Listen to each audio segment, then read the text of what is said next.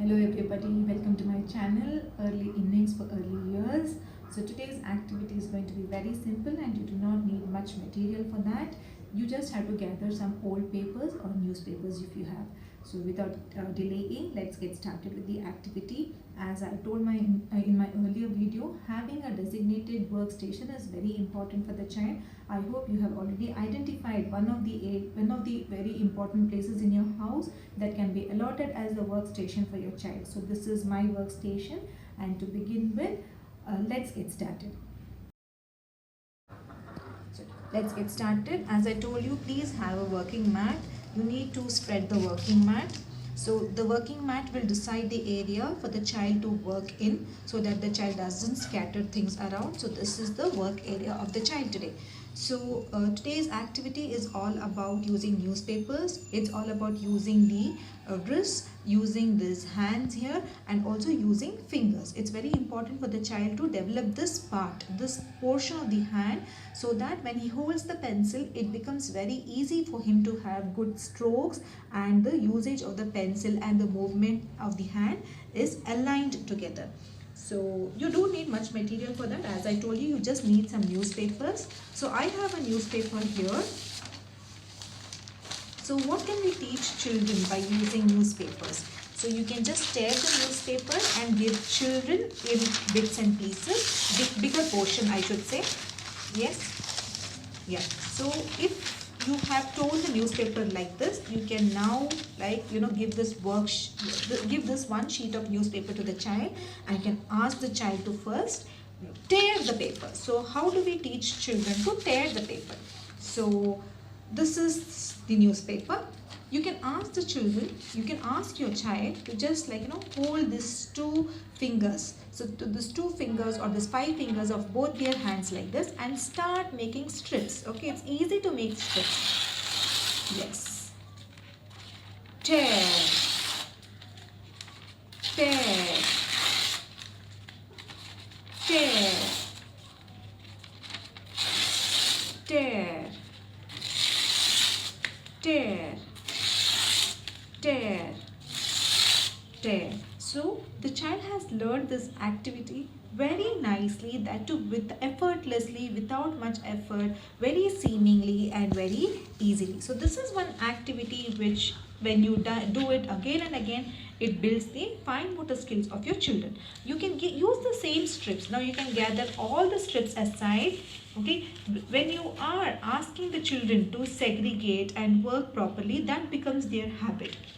And even when they grow up, they will not clutter everything. They will have everything organized. So let's move all the strips aside, and you can ask your child to make even smaller or thin strips using the same strips of paper. So let's start again. Tear. Tear. Tear. Tear. Tear. Don't correct the child. Let the child start tearing the way he or she wants.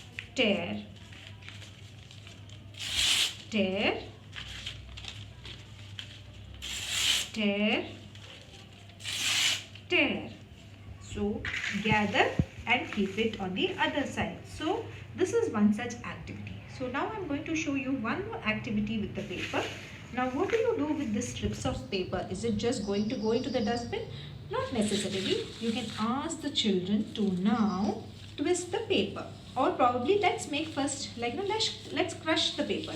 Let's crush it like this, and let's make balls. Just the way we made tiny balls using the Play-Doh, we are going to make small paper balls. Yes. So roll between the palms. Look at the words. Roll between the palms. Roll. Roll between the palms.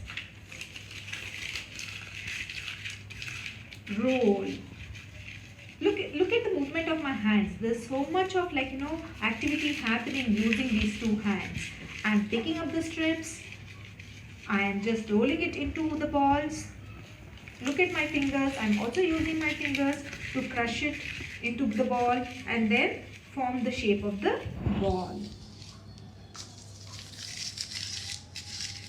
There is inclusion of palms, there is inclusion of fingers, and there is inclusion of wrist, and there is movement of the arms. Roll. Roll.